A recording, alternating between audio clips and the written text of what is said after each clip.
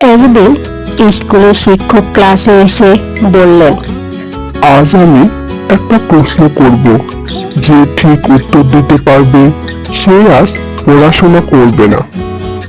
সব ছাত্র খুব উত্তেজিত হয়ে গেল। হঠাৎ একজন ছাত্র উঠে বলল, স্যার, আমি একটা প্রশ্ন করব।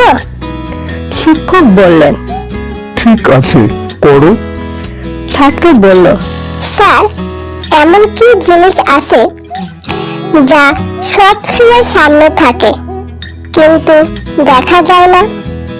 শিক্ষক অবাক হয়ে ভাবলেন, কিন্তু উত্তর দিতে পারলেন না। তিনি বললেন, তুমি বলো। ছাত্র হেসে বলল, স্যার, ভবিষ্যৎ। শিক্ষক অবাক হয়ে বললেন, ঠিক আছে, আজ তুমি পড়া থেকে ছুটি পেলে। ছাত্র খুশি হয়ে বলল, ধন্যবাদ স্যার, তাহলে আমি এখন বাড়ি গিয়ে ঘুমাবো।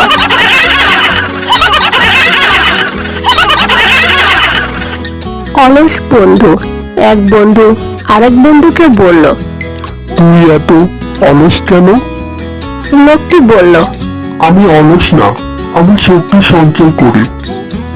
বন্ধু বলল। কেন? লোকটা বলল, ভবিষ্যতে কাজে লাগবে।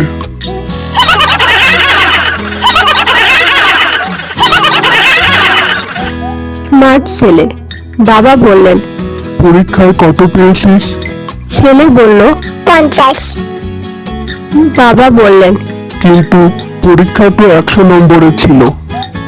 ছেলে বলল, বাকি 50 নম্বর শিক্ষক নিজের কাছে রেখে দিয়েছেন।